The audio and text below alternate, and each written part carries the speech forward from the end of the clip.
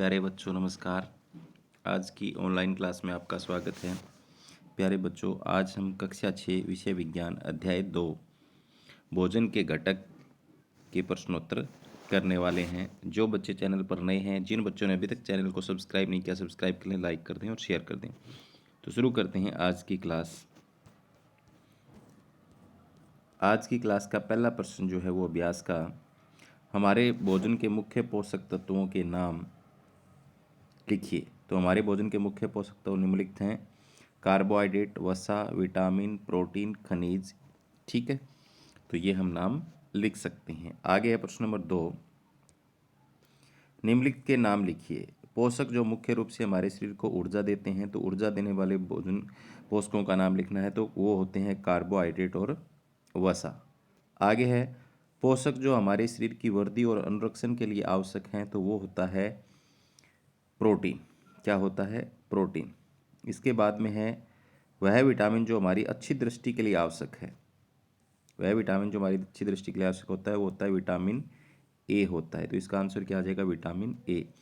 वह खनिज जो अस्थियों के लिए आवश्यक है, यानी हड्डियों के लिए आवश्यक है, तो वो हो जाएगा कैल्शियम। ठीक है, आगे चलते हैं। नेक्स्ट क्वेश्चन, दो ऐसे खाद्य पदार्थों के नाम लिखिए जिनमें निम्नलिखित पोषक प्रचुर मात्रा में उपलब्ध हो। वसा, मंड, आहारी रेशे और प्रोटीन। तो पहले हम वसा जो होती है उन खाद्य पदार्थों के नाम लिखेंगे। तो वसा घी और दूध में मिलती हैं। मंड जो है वो चावल और आलू में। आहारी रेशे फल और सब्जियों में। प्रोटीन जो है वो पनीर और राजमा में हम लिख सकते हैं। ठीक है, आगे इनमें सही कथन को चिन्हित करके सही कथन को अंकित कीजिए।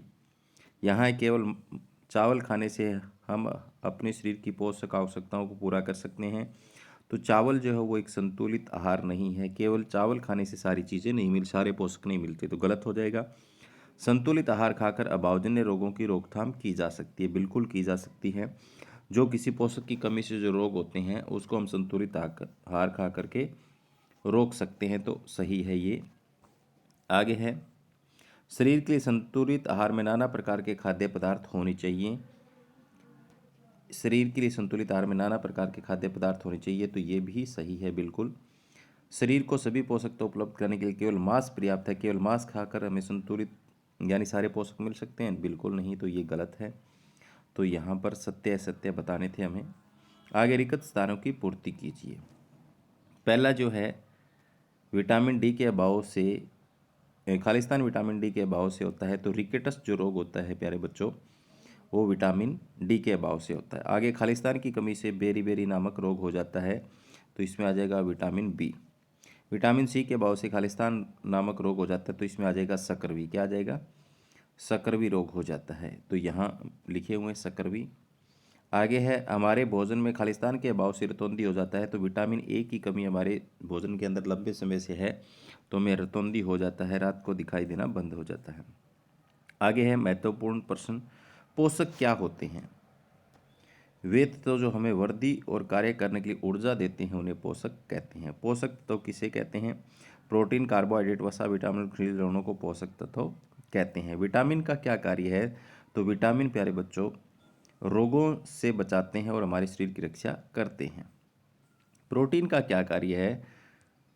तो प्रोटीन शरीर की वृद्धि करने में मदद करता है, घायल ऊतकों के मरम्मत का कार्य करता है।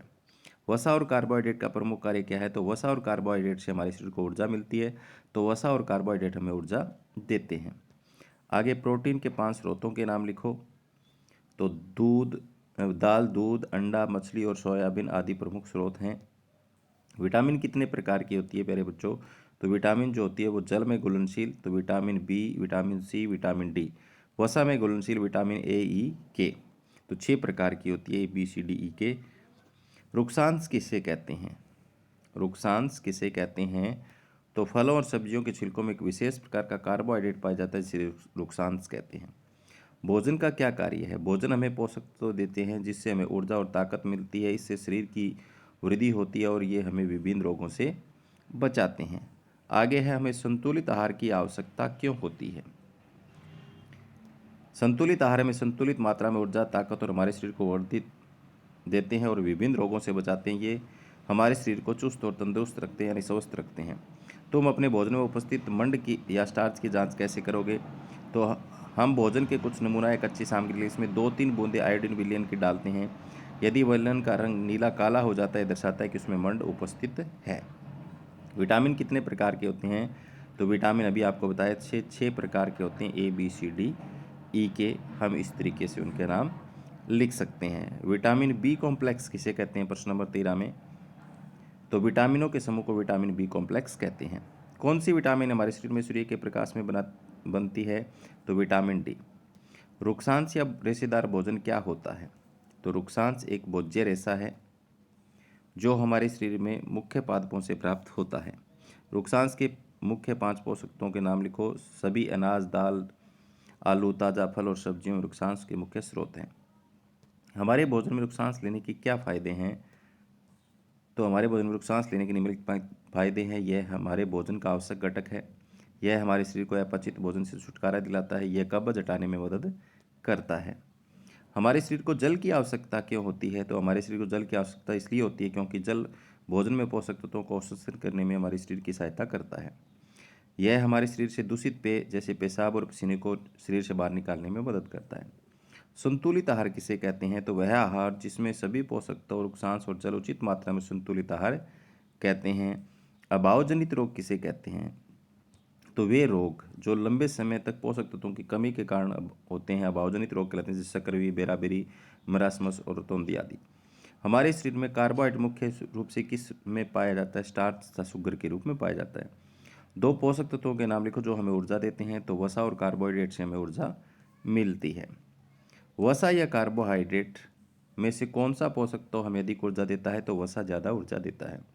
किस पोषक तत्व से भरपूर भोजन का शरीर निर्माण वाला भोजन कहा जाता है? तो प्रोटीन युक्त भोजन को शरीर निर्माण वाला भोजन कहा जाता है। कौन सा विटामिन भोजन पकाते समय आसानी से नष्ट हो जाता है? तो विटामिन सी नष्ट हो जाता है। मोटापा क्या है? वसा से भरपूर चर्बी से थुलथुले शारीरिक स्थिति का कारण। इस स्थिति को मोटापा कहते हैं। यानी अगर हम वसायुक्त भोजन ज़्यादा खाएंगे तो अतिरिक्त वसा जो है वो त्वचा के नीचे इकट्ठी हो जाती है, वो मोटापे का कारण बनती है। तो प्यारे बच्चों, आज की क्लास में इतना ही। जो आज हमने प्रश्नोत्तर किए, उम्मीद करता हूँ कि आपको समझ में आए होंगे। आप इन प्रश्नों को अच्छे से कॉपी में नोट डाउन कर लें और याद कर लें। धन्यवाद।